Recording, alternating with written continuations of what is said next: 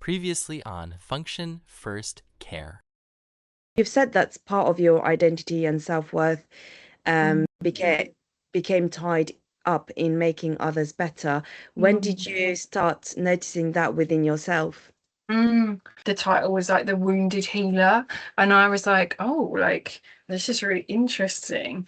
And I think it was at that point that I started to reflect on my own, like what had brought me into doing this work and what were my own the kind of intensity of the work and the workload. I became more and more burnt out, and it was, I couldn't function in the way that I wanted to. I felt really depleted and burnt out, and I knew something had to change. I couldn't carry on the way I had been working or living.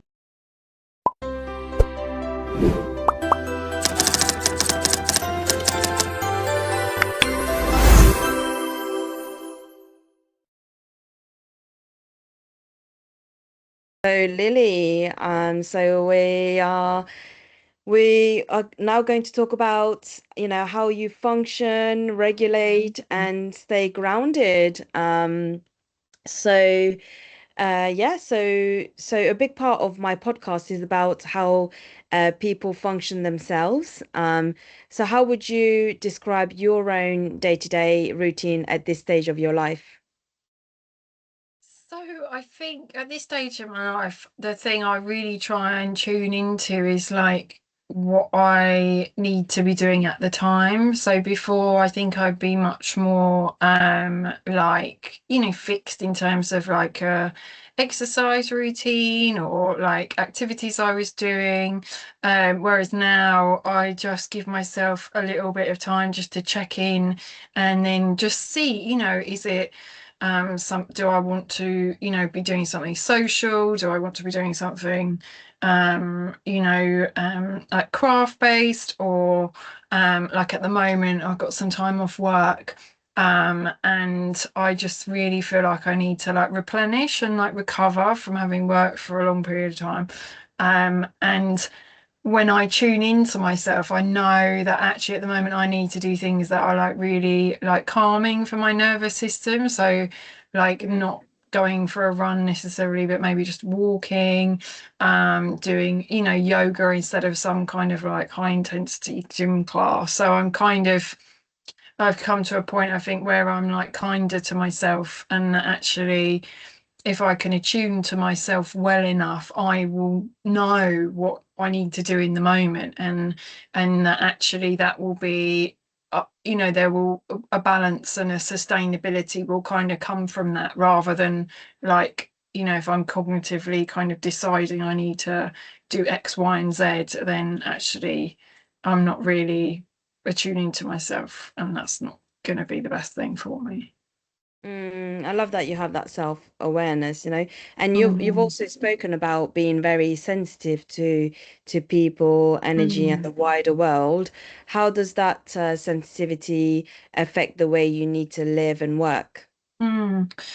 Yeah, so I think over time I've become more aware of like the level of sensitivity I have, and I think what's helped is that the more I've become aware of my own like internal kind of processes and emotions, and my own internal world, I'm more able to kind of decipher like what is my stuff and what is someone else's, which kind of it makes my life more sustainable, to kind of function in a regulated way. Mhm. Um, and so the way I need to live and work, I definitely need like extended periods of time to kind of process experiences. I need like time with like either on my own or just at home, just to kind of really like kind of just come back to myself, and things that I find grounding and just help me kind of really reconnect with myself, things like being in nature, walking, even sort of connecting with water, whether it's swimming or showers, baths, that kind of thing. And just those rhythms of life, like even the cooking and, just chopping just stuff that kind of just brings you back like into your body. So yeah, those things that kind of help me with that, definitely. So would you say, is there anything else that helps you function best day to day? I think for me, like to function, I need to like make sure I get enough rest. Like I really, it is that kind of, in terms of like yin and yang, or masculine and feminine. It's like I just really recognize how important it is to like look at the balance of that and to attune, and if I've done something that's kind of more active and engaging, then I know that I also need the time to kind of like recover and rest. And that's for me like the most important thing in terms of like my life and regulation. And yeah. I love that. And how do you actually know when you need to regulate yourself? Because I guess like a part of Mm, burnout is mm, sometimes when people don't actually know like when they need to regulate themselves before they get to burnout. mm, So mm, how do you know when you need to regulate yourself? Like do you have certain kind of triggers that or signals that you kind of pay attention to, yeah, that when you know that, what, I really need to go and regulate myself now. yeah. Yeah, I think internally I am finding things harder to process.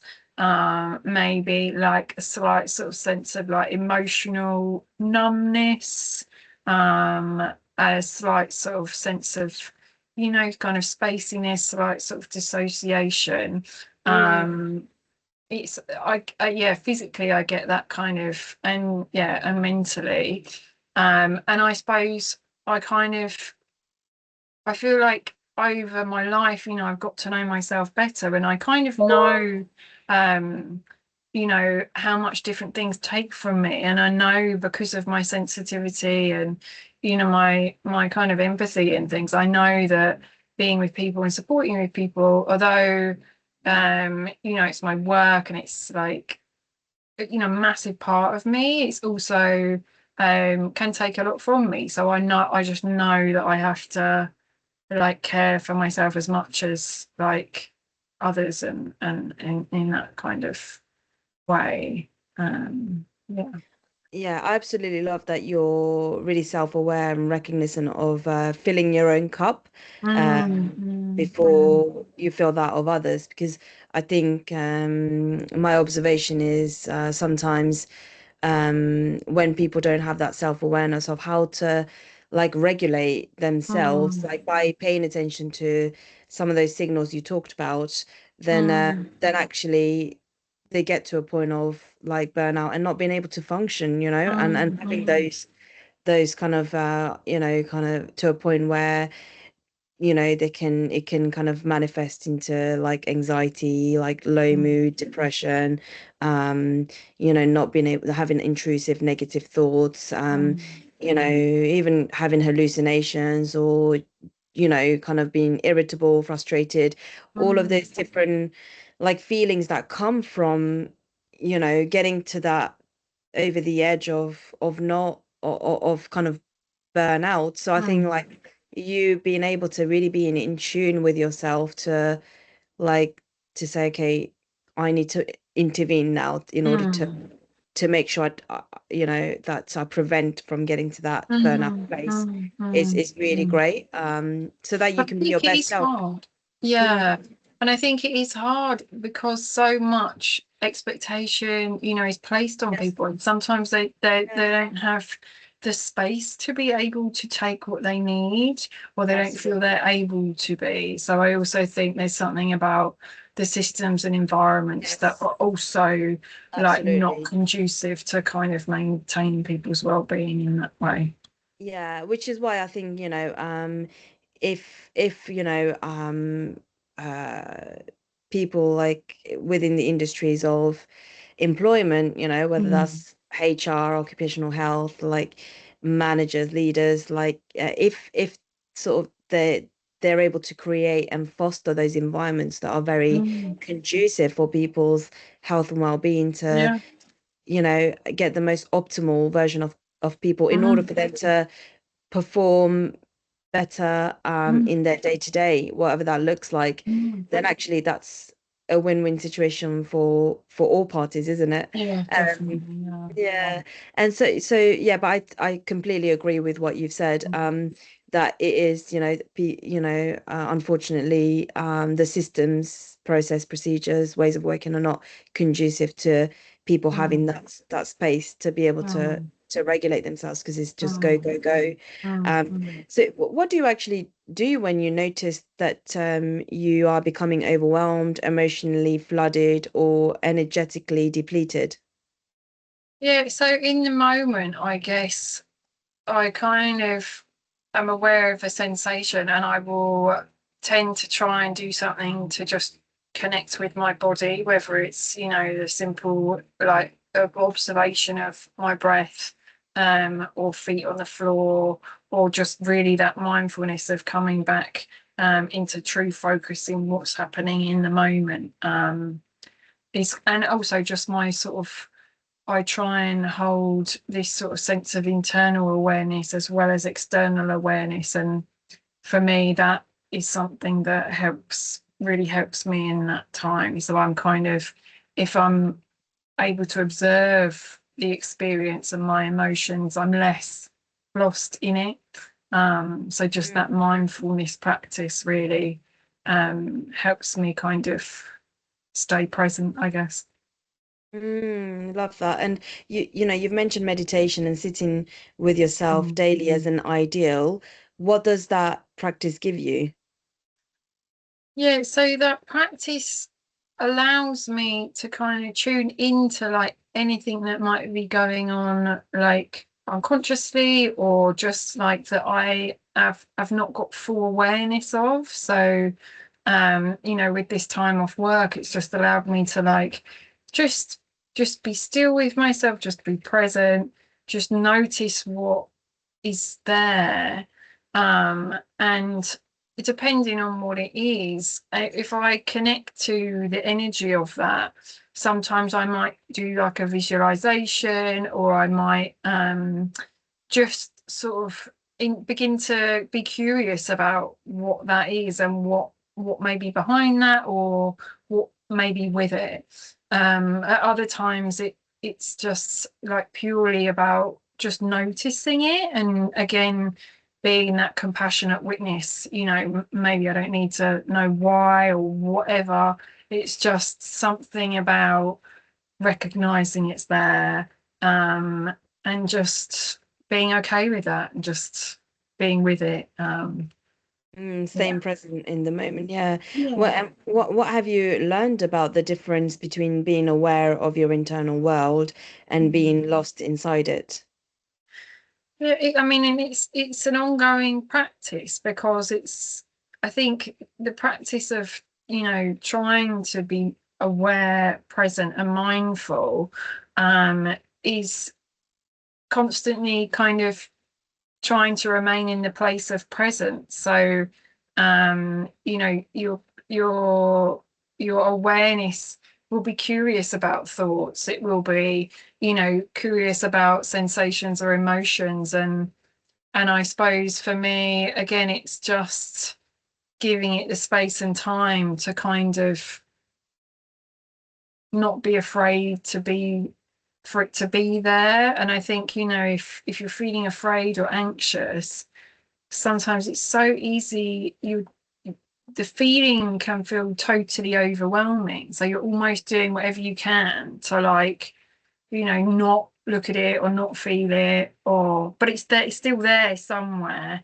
Um, Mm. and assuming this is what I was sort of, working with earlier today, is just like turning towards that.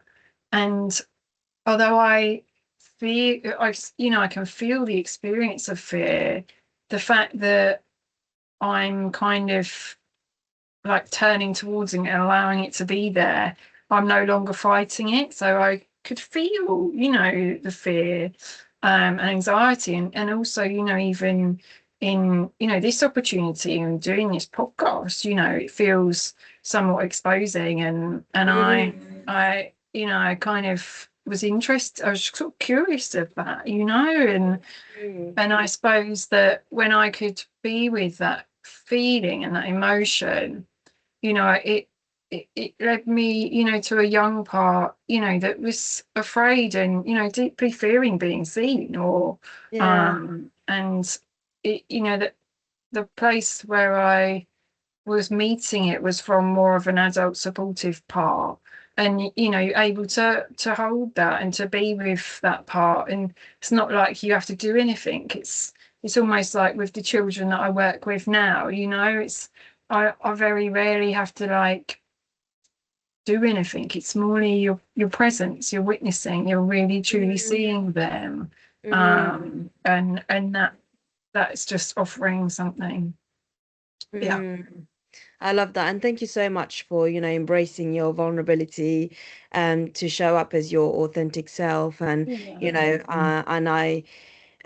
I'm really, I'm really, conscious of Mm. fostering a psychologically safe space for Mm. people within Function First Care, Mm. to really allow people to come, as they are, and to be able to connect with their, authentic self, Mm. and express that, without, judgment, Mm. and in a compassionate way, Mm. really for me is about getting really into that kind of like the the the nitty-gritty of the person behind Mm. the professional, like, because we have loads of identities, occupational identities. So, it was really important for me, um in Function First Care podcast, to Mm. capture um, the authenticity and vulnerability of people, so Mm. that the audience can really relate, and we keep it Yeah. real, and, Yeah. and engaging, Mm. and actually sort of, to put it out there that healthcare Yeah. professionals, like, I are human beings. Mm. We're not different to kind of like, um what our patients also, Mm. Mm. what some of our patients go through, Mm. in terms of kind of 100%. those, yeah, those human sort of challenges that Mm. everybody goes through. So I think it's, Mm. yeah, I Mm. wanted to kind of create that space where we could have that collaborative approach. So, Mm. really thank you for, as Brené Brown, Brené Brown says, that we have Mm. to embrace the power of vulnerability. So yeah, I'm really, really Mm. happy that Mm. you've been Mm. able to do that. Mm. And you've actually spoken about noticing bodily sensations and witnessing yourself in that moment.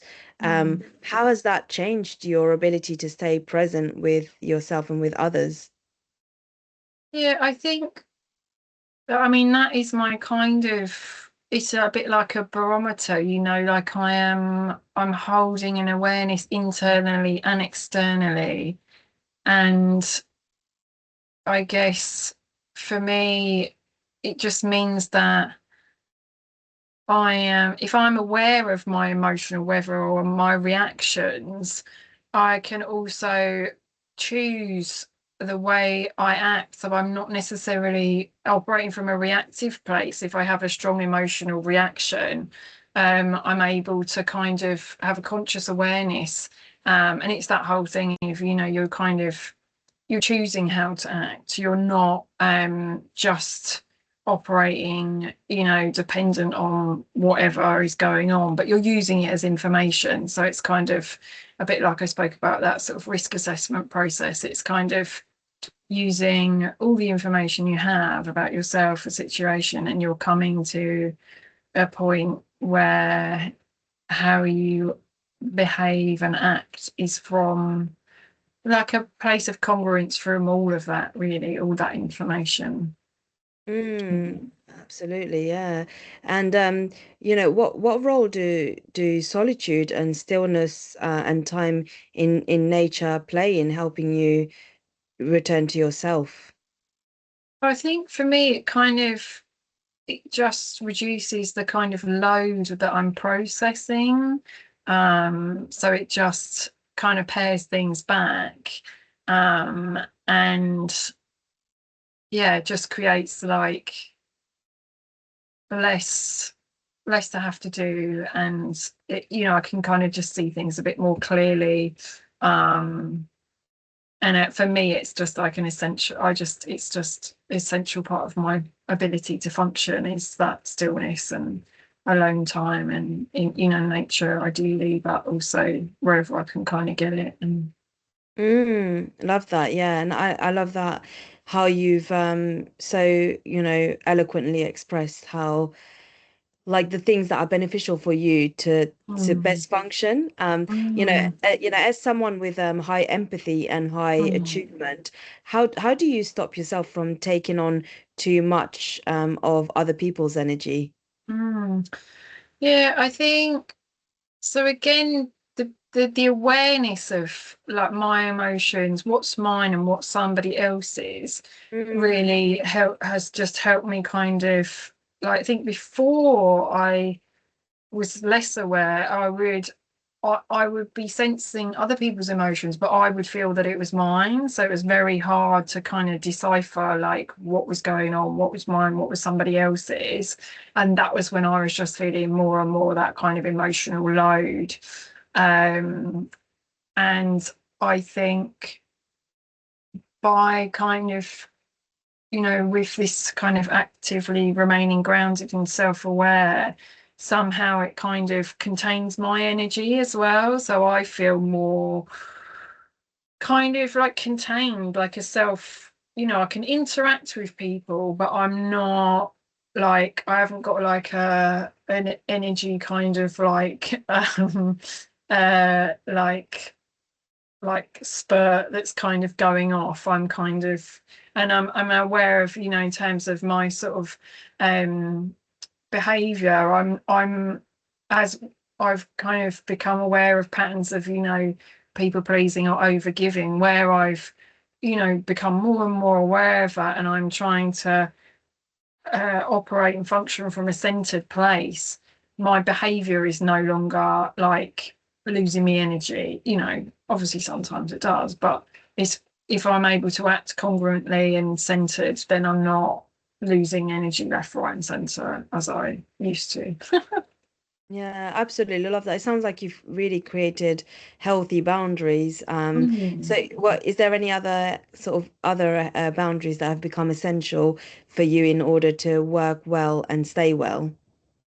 Yeah, I think again it's that just being able to like attune, like if somebody's asking me to do something, again, I'm using like my internal like feeling sense, like, is this something that I want to do? Is this something I have capacity to do?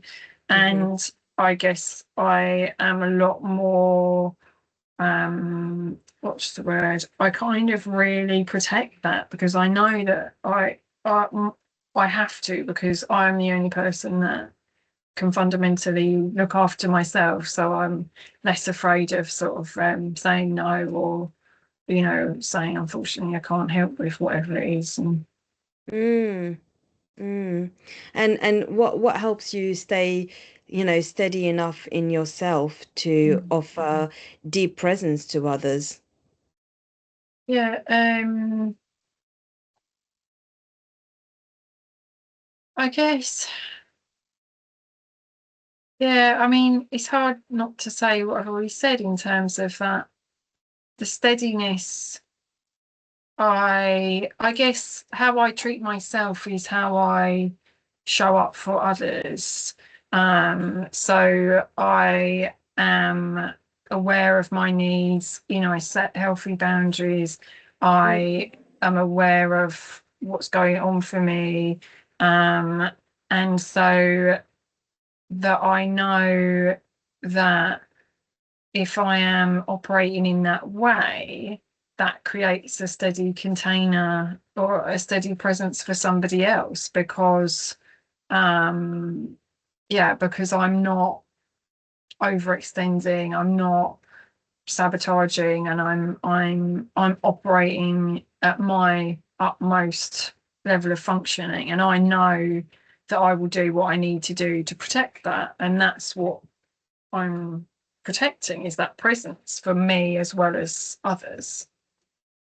I absolutely love that. When you were talking, I was actually reflecting about a conversation I had with someone today as part of kind of the process of my podcast where I have an informal chat with my Mm, guests first. And as part of the conversation, we were talking about kind of like having really sort of healthy and positive cultures in the workplace, and like and everything you were saying made me reflect about the discussion I had um, with my future guest around kind of managers mm, uh, having having that self mm, awareness and self management within mm, themselves around, mm, you know, uh, creating all of those healthy like boundaries for themselves, and mm, then fostering that for their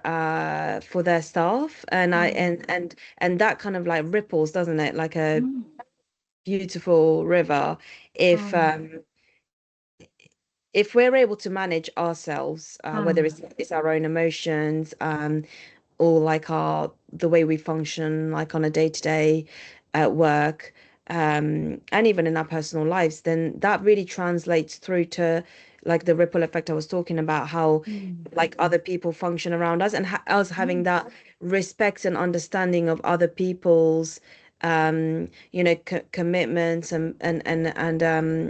uh and day-to-day function themselves, in terms of kind of having like allowing people to have that flexibility, whatever mm, that looks like, in the workplace, so that they're able to thrive and be at their most optimal mm, to perform like as best as they can. mm, And I really believe that managers who can manage themselves like in the way you've described, mm, um, become really, really good people managers, mm, mm, and can get the best out of their staff.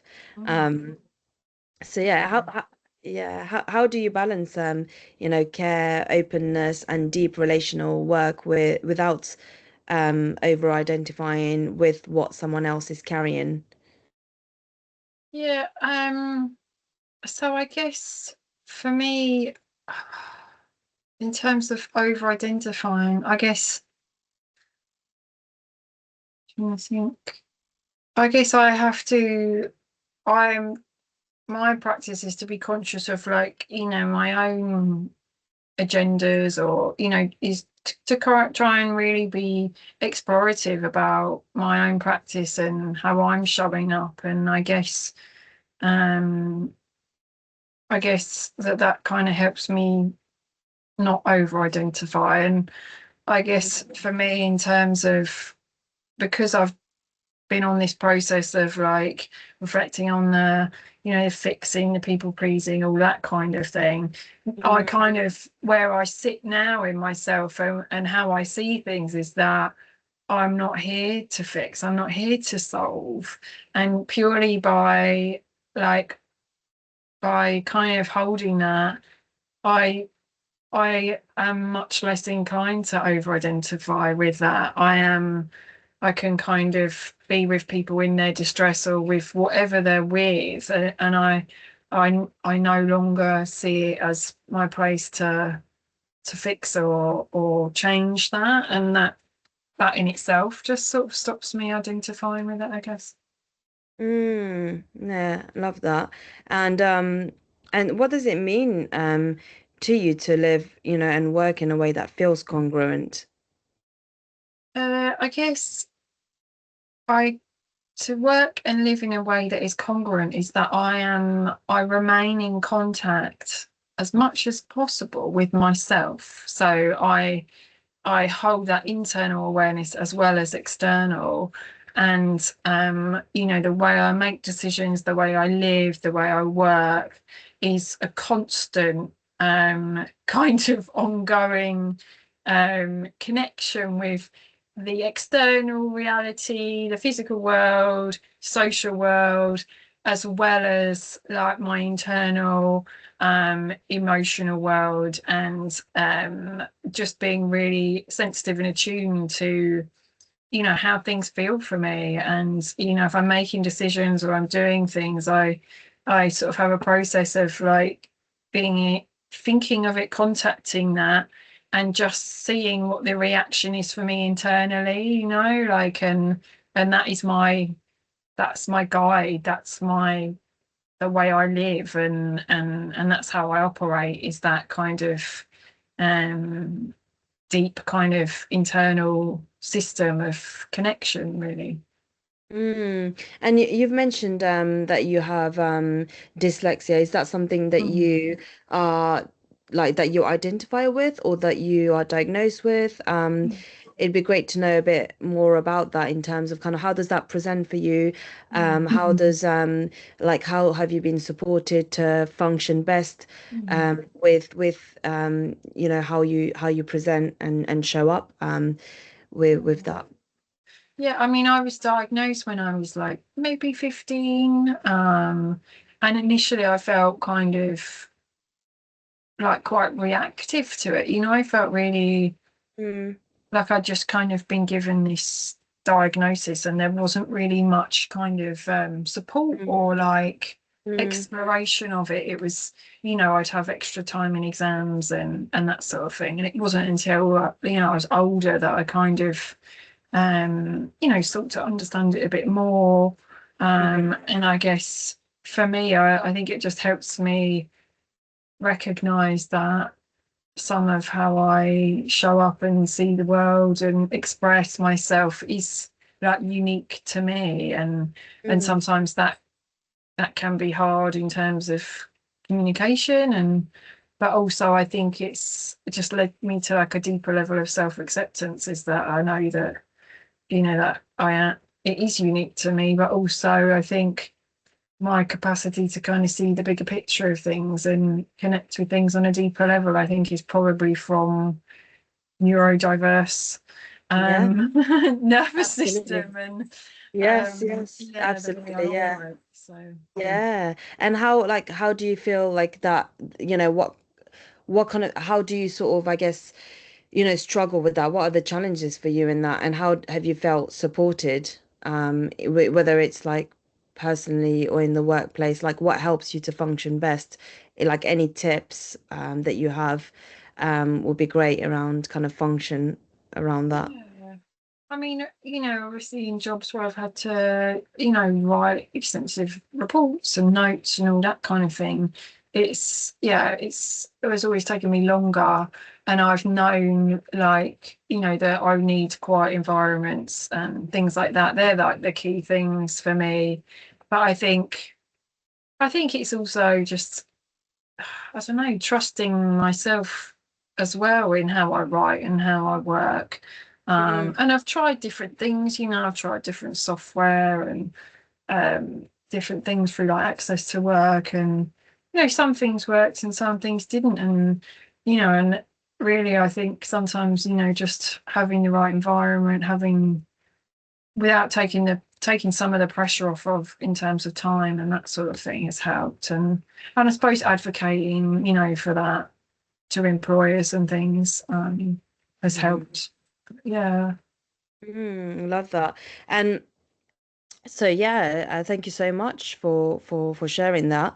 The next part of and final part of our Mm. podcast is going to be around trauma, spirituality, social justice, and what you most want people to understand. Mm. So you know, you've spoken very thoughtfully about trauma and how and about how differently it can affect different people. How do you understand trauma now? Yeah, I mean, for me, I obviously, you know, there's a lot of movement, you know, towards sort of trauma-informed care, and an awareness of how trauma can impact, you know, people's functioning, people's lives, you know, all of that. Again, I think I come back to that sort of person-centered approach is that, we all have different life experiences, and we, two people may have experienced the same experience, but they may react to it differently, experience it differently. So you just can never make any assumptions of how things affect different people. I think in my way of working now, I by creating the psychological safety, and the space for people to be as they are, that at times, they may contact more distressing emotions, or be with more distressing experiences, but that the person's system will know, what they can hold, that and their capacity to be with that. So it's like removing our agenda, and not pushing, or like trying to solve things. Like, if you can be present and aware, then the person will be with what they need to be with at that time. And yeah, and that's sort of the most important thing to me, is that we kind of just honor that, and yeah, just respect that. Yeah, I absolutely love that. That's such a nice way, like to go about um really getting anything we want in life. Such a nice approach, Mm, really, mm, like mm, I guess mm, the process of letting go mm, mm, and let it be, and and just being present without judgment in every circumstance is beautiful. mm, mm. Um, yeah, how has your own healing journey shaped the way you understand mental health, diagnosis, and distress? Yeah, I think for me, I guess it's just helped me kind of, a bit like I shared, to be honest. I guess it's like the notion of, like, diagnosis, and like identifying issues in that terms, can be very helpful for people. But I guess for me, I'm always interested in that person's unique experience, and their understanding of that, and what's helpful for them. I think sometimes, like, the notion of, like, mental health and it being associated with a kind of medical model and paradigm sometimes can lead us to kind of think that mental health is just like a separate kind of issue. It's not kind of connected, or it's not kind of linked to, our experiences, our relationships, our lifestyle, and that it's like a separate thing, and you just take medication and then it's like it's solved or it's fixed. um, Mm. so that's that. Yeah, and I think for myself, in terms of my life, it's definitely been times where, I've struggled with my mental health, Mm. and I've had to, like, again, I've kind of somehow found a way through it. And, I really do trust in that kind of innate capacity, for people to kind of explore things and to kind of find a Mm. path through challenge. And it's only ever been for me through those challenges that I've really, like, learn about myself, or Mm. develop that resilience and capacity to face stuff. Mm. Love that. So it's almost like a um blessing, yeah, and you got to have those challenges really, Mm, because mm, it's like an evolution and growth, and through that resilience you're learning mm, so much about yourself, aren't you? And there is a mm, light at the end of the mm, mm, tunnel, mm, for what you've described in terms of like everything you've overcome. Yeah, so thank you so much for sharing that about mm, your challenges about with mental health. You've Mm, said that, labels can sometimes become entrapping in that systems can disable people when they are mm, reduced to diagnosis. Can you mm. say more about that? I'm very interested about that, and I've loved your, Yeah. insight, and yeah, so far it's been great. Yeah, I guess, and it's not always the case, but, sometimes when people are given a diagnosis or a label, then they can then identify with that. Mm, And they kind of, believe what's kind of been put onto them about their capacity, their functioning. And actually, I suppose it's just being able to support somebody to use that for greater self-knowledge and understanding rather than it being like a defining aspect. And and I think in our culture it's there's things that people don't want to see or look at, and actually with the right support, like we can all look at challenges, we can all look at things that might not be working all right, and with the right support, we can use that for greater good, I guess.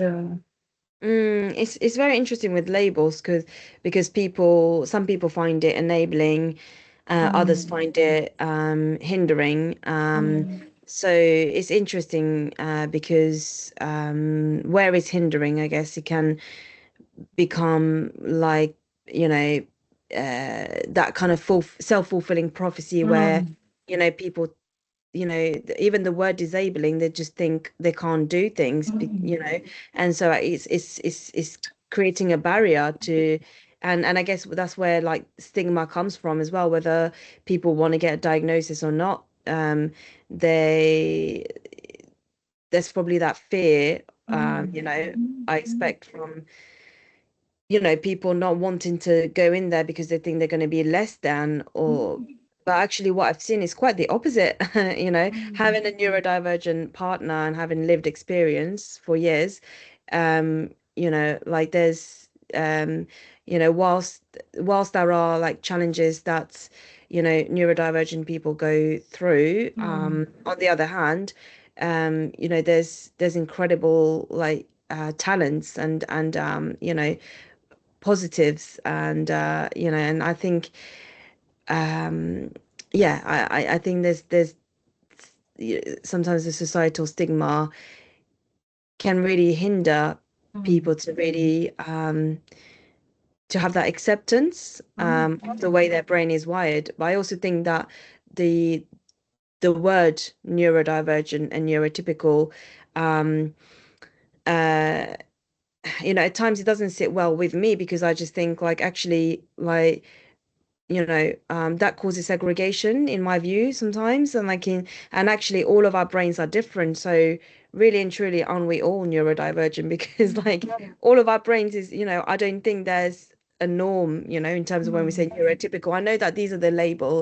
kind of the terminology that we use out mm, there, but it can create kind of like I said, those self-fulfilling prophecies mm, and beliefs that people hold, and that can actually be detrimental at times, mm, people thinking, oh, actually, I'm different, but actually, mm, all of us are unique and different, mm, and we all have our strengths and areas of development. So, mm, yeah, mm, I think if we all are able to accept that we all have unique brains and we all function very differently, mm, um, then that's beautiful, isn't it? And I mm, really think that that's really the way like society should approach things, and mm. like, around looking at what are our needs, in terms of Mm, being mm, able to function optimally on a day to yes, day, really yeah, looking at definitely. that person in a person-centered, holistic way. Mm, Um, Rather than getting caught up on like these labels and diagnosis. mm, Also, in terms of like the work aspects, in employment law, you don't need to have a diagnosis to have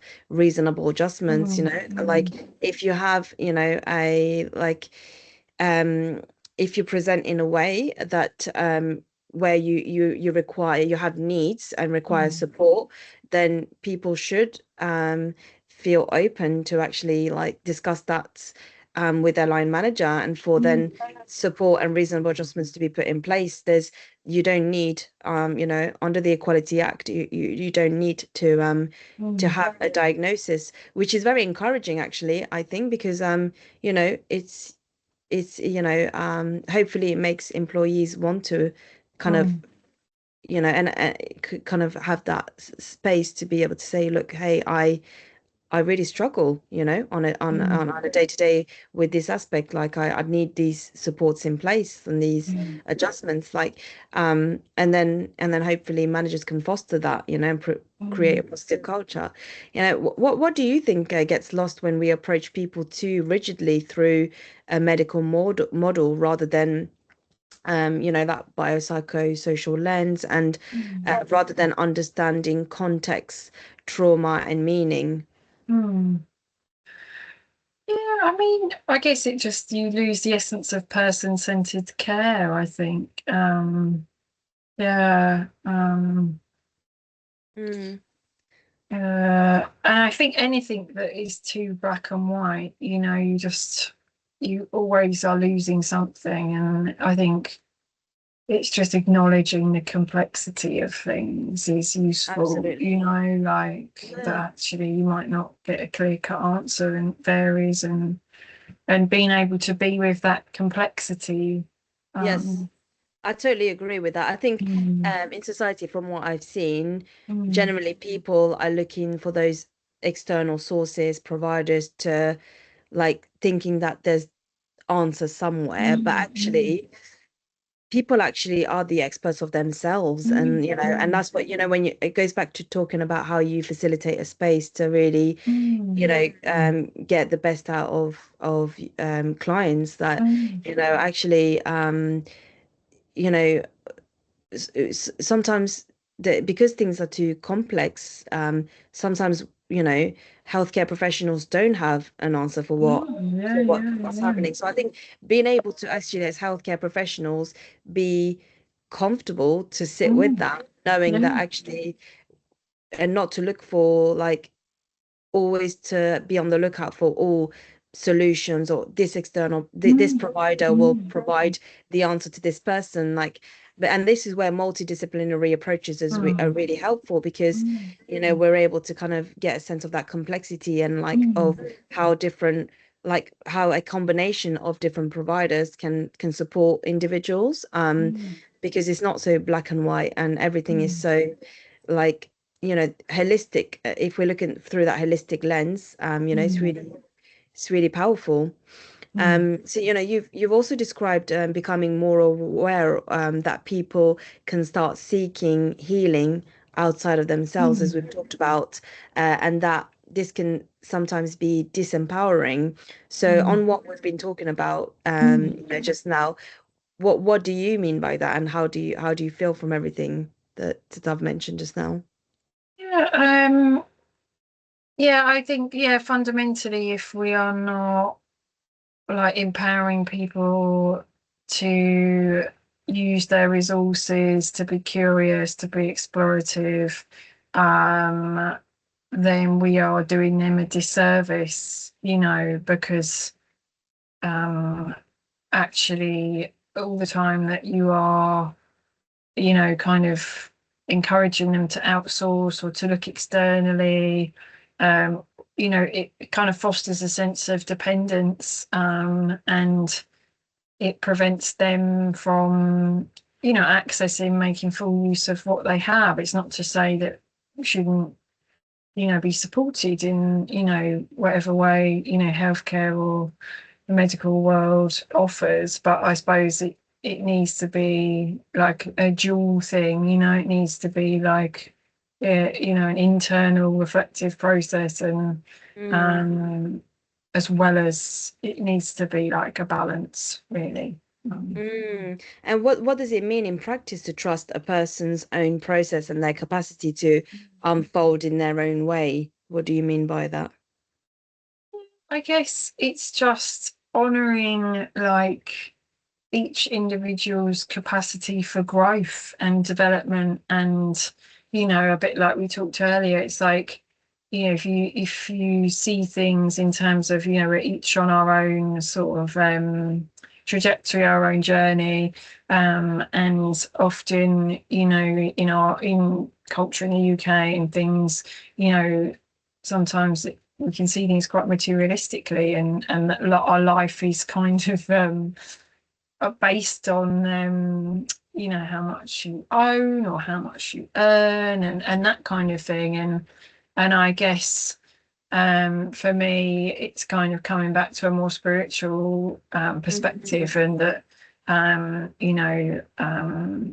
a book I've been reading, it's about sort of returning to oneness and wholeness, and it talks about holding this idea that actually our life is for our soul's growth, and if you think of life in those terms, like, you no longer see adversity or challenge as if it shouldn't be happening. You're able to kind of meet it in a different way.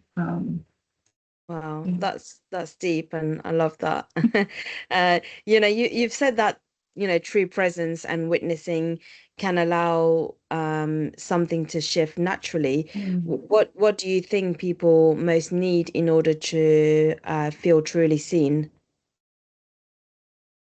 I think for people to be truly seen, we have to truly see ourselves, and that is how I perceive things to be. That the times I felt most seen are when I feel that there's a butterfly. There, wow. That's Exactly. beautiful. Where is Yeah. it then? Can you see it? Oh, it's gone. Transformational. That is, see, we're talking about signs and everything. It went from a mosquito at the start to a butterfly now towards the end. Yes, yeah. Yeah, there's something As we're about, unfolding with the podcast. yeah. Yeah. Yeah. And there's this, if you can be really open to yourself, and you're not hiding from your own distress, your own, like, whatever you're with and however you are, like, that's how you then can show up in the world, and that's how you can be with people. And Mm, yeah. yeah. I love that. And in your work, how do you know when to act and when not to act? Yeah, that's a good question. And I guess it's I think I have learned to, like, trust myself, and also to be mindful and to be present. It kind of allows me to act when I feel I need to act, or to observe, or to the way I need to interact is kind of, again, guided um, by my internal processes. And I suppose because I'm in that reflective position, if I'm wanting to do something, I'm able to kind of reflect, is this because a need of mine? Do I need, focus, or do I need something? And then actually, if I'm able to give myself what I need, or just be aware of that, then I'm able to kind of be congruent in my actions. Yeah, I love that. And you've spoken about spirituality as a real Mm. part of your worldview and life. Mm. What does spirituality mean to you personally? Yeah, spirituality, I guess, for me is just, it's just being open to spirit, to something that is of greater experience than us. And for me, I suppose my consciousness, um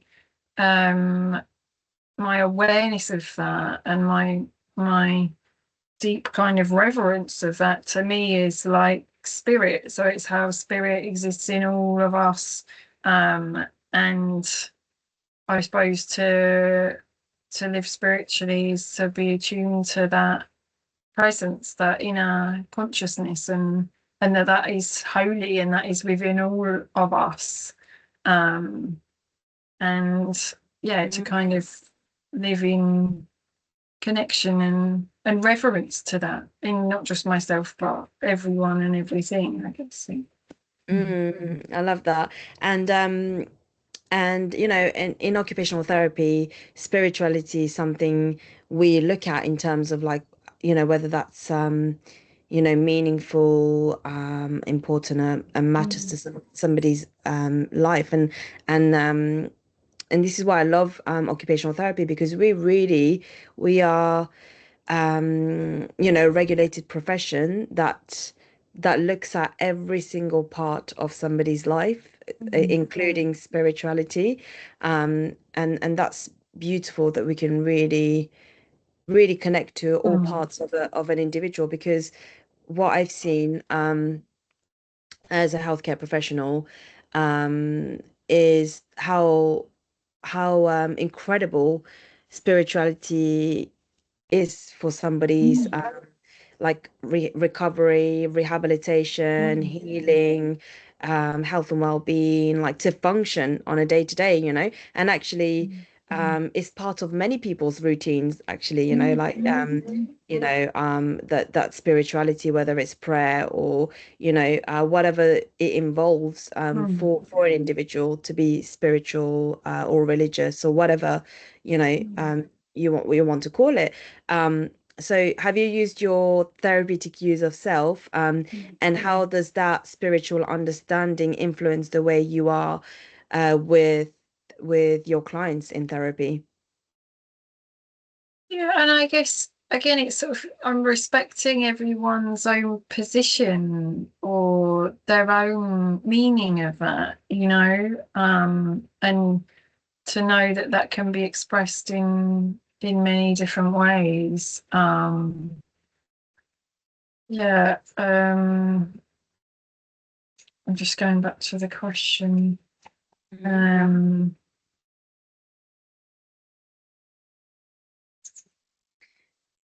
So Yeah. can you repeat it for me? That's okay. Yeah. So how does that spiritual understanding influence the way you are with people in therapy in terms of kind of using that therapeutic use of self? So, you know, for example, with myself, I was kind of born and brought up in as a Catholic, but sort of ethnically, I because I come from a Sri Lankan background, I Buddhism is the, you know, the most prominent kind of religion or spirituality in Sri Lanka, and I guess kind of like for me, having been brought up in environments where, you know, I've taken part in kind of practices of within being a Catholic and, you know, Christian and Buddhism. It's really kind of, you know, influenced me and my function on a day-to-day and my health and well-being.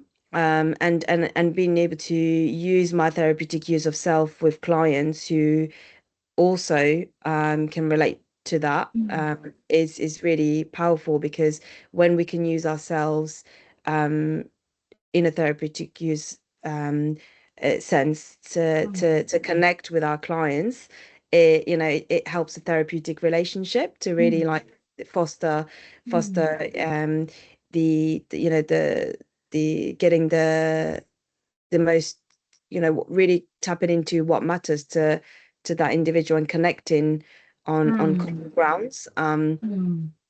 So yeah, have you felt kind of, do you use your therapeutic use of self when you're, you know, when you are with your clients in terms of spirituality? Yeah, I guess for me, because of my experience of spirituality and my how I live, and I guess I just hold reverence for that in another. So I suppose it's just I recognize myself as a spiritual being, as, you know, more than just the mind and body, but also spirit. And I guess holding that for others is just part of like my practice, because I'm doing that for myself. I'm I'm kind of connecting with myself in a spiritual way that then I feel kind of enables that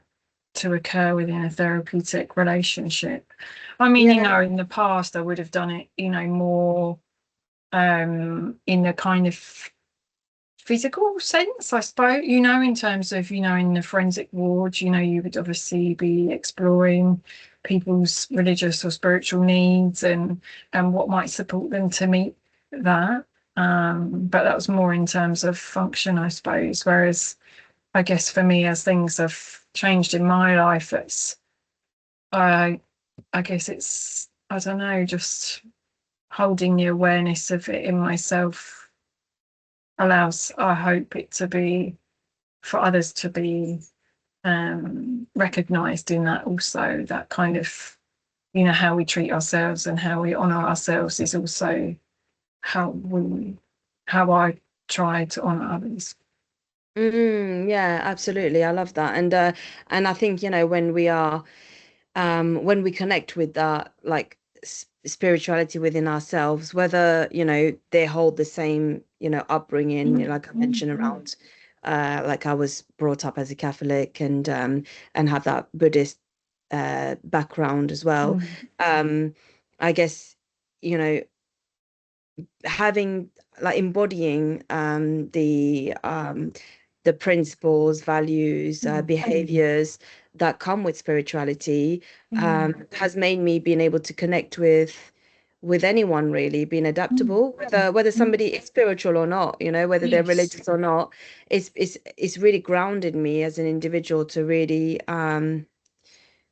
love and appreciate like, human beings, Mm, to yeah, to connect with human beings, and like I said, and like you mentioned, to really hold that space for whatever journey they're going through. mm, um so, some people may feel skeptical about mm, spirituality, energy, Reiki, and or wild therapy. mm. Like, how do you hold space for different beliefs without needing everyone to see things the same way?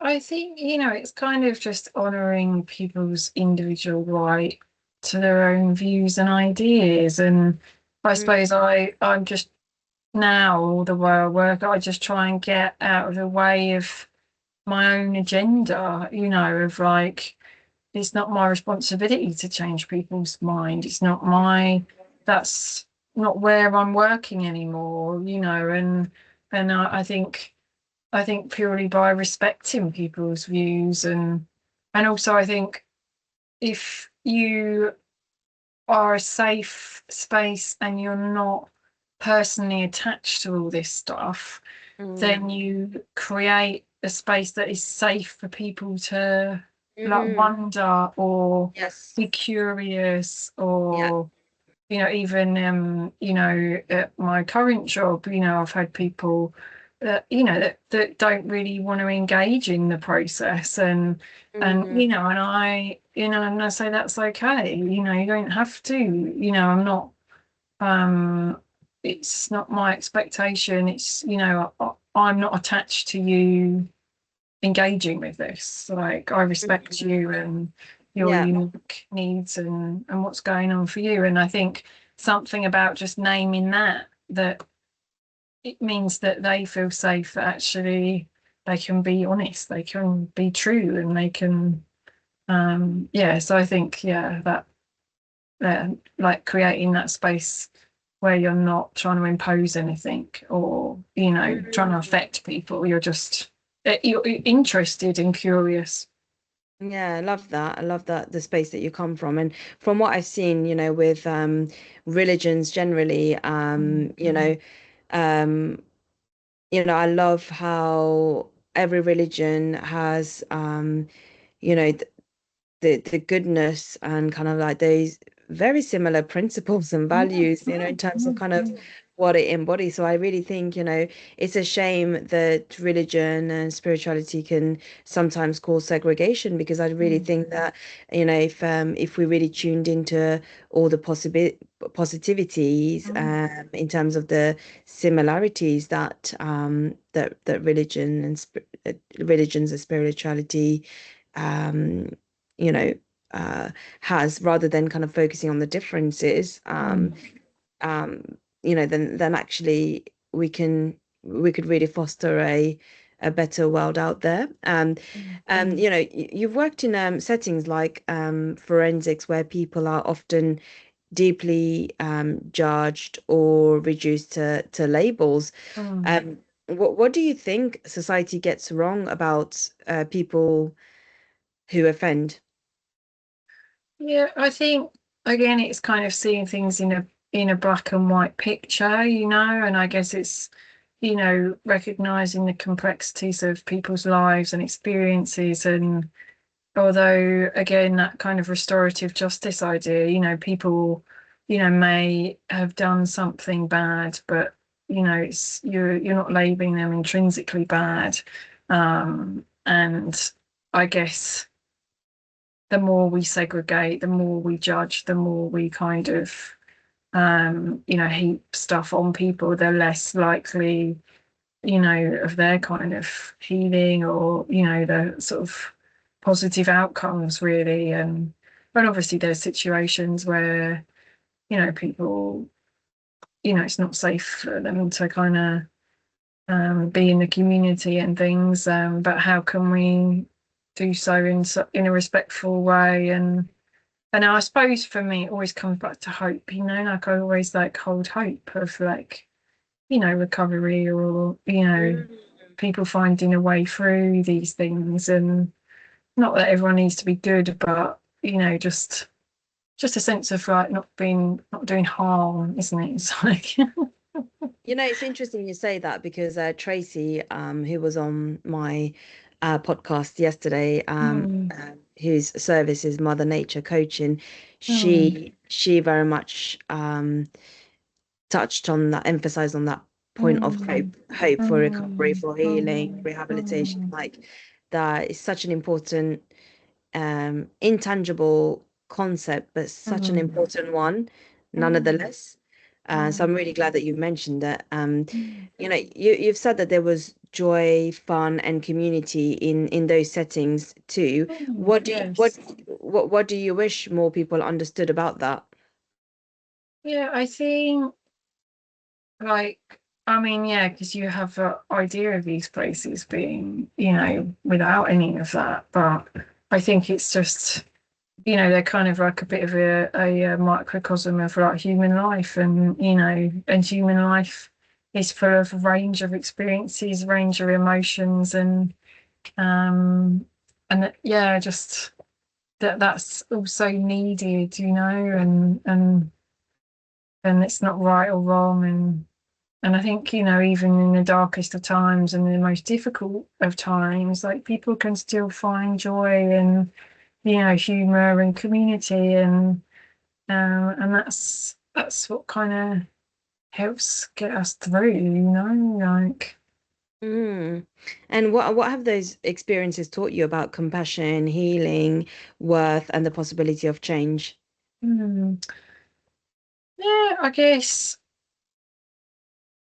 I guess it's kind of like, it's always been there for me, but now I guess the way I operate and the way I live is that, I try and embody that, and I suppose it's that sort of nature of like life, the flow of life energy, Reiki, like all of that, is present and current and exists in us and in our lives. And I suppose that's like a sort of guiding force really for me, and that helps hold the hope and compassion. And yeah. Love that. And you've worked with children and have spoken about how externally driven and pressured modern life can feel.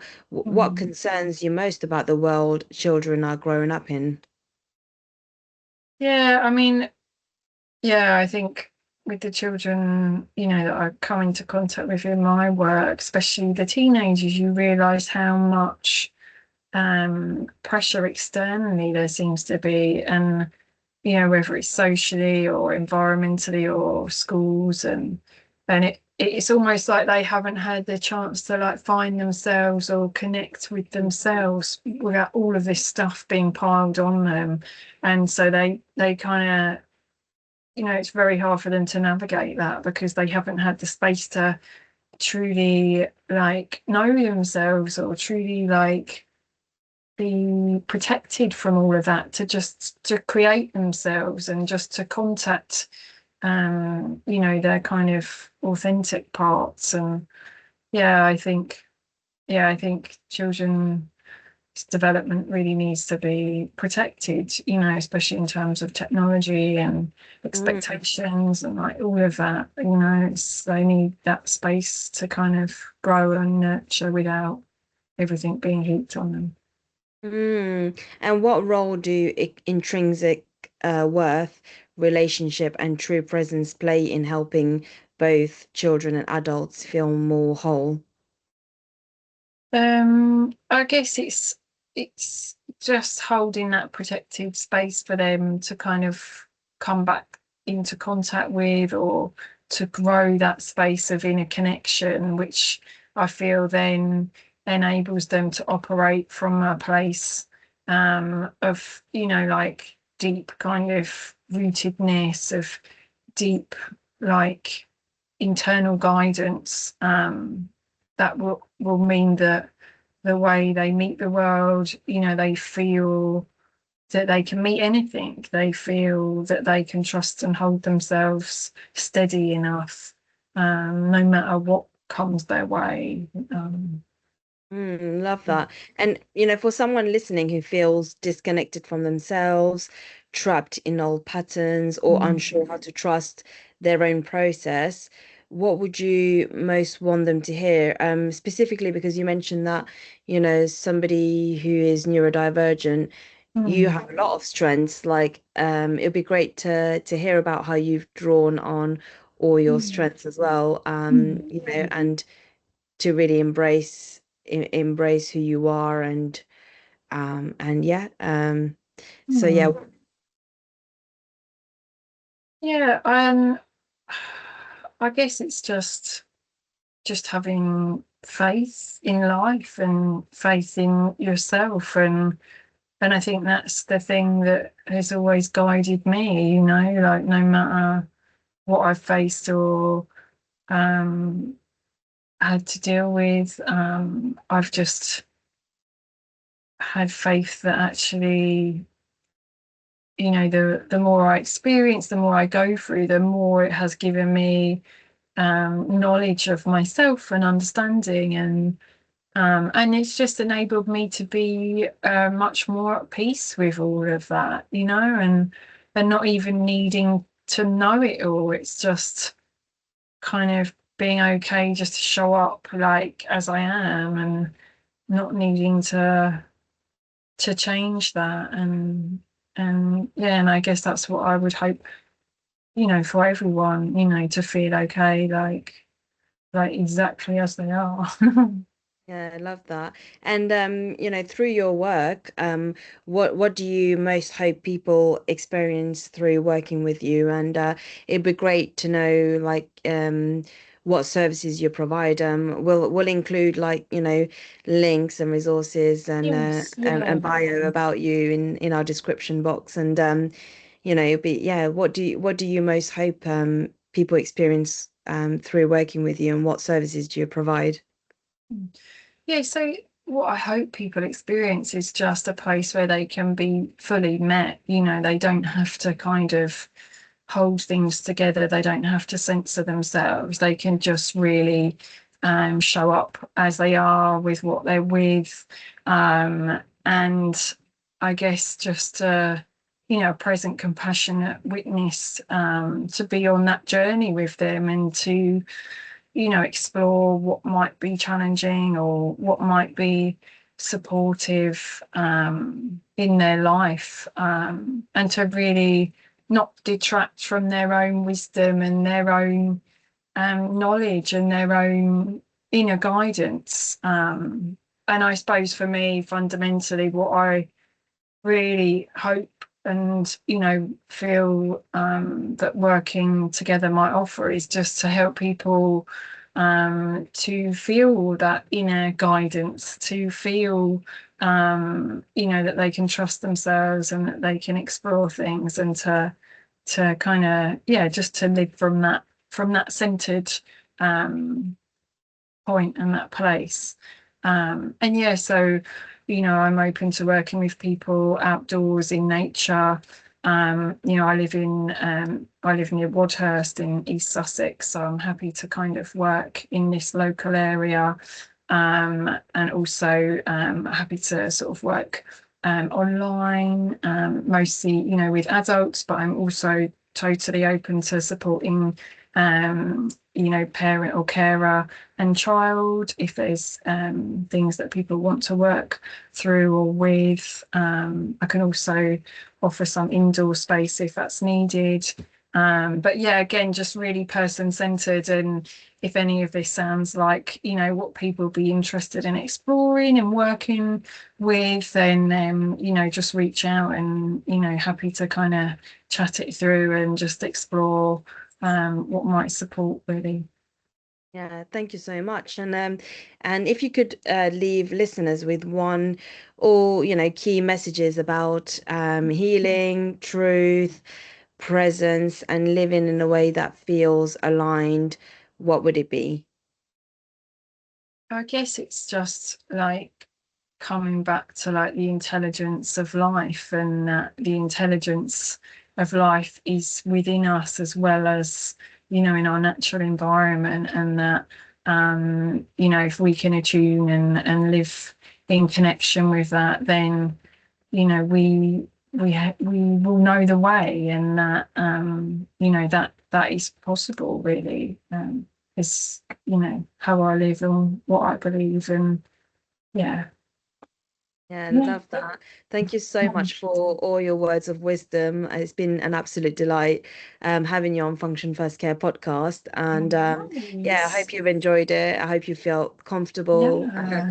And I would we would love to see you back on Function First Care, in the future. And if our audience has any, comments, that they want to put in the comment box, and they can do so, or any questions, and you can look out for that. And thank you so much for your time. Really appreciate your presence, your time, your energy, your efforts. It's been an absolute pleasure. And take care. Yes.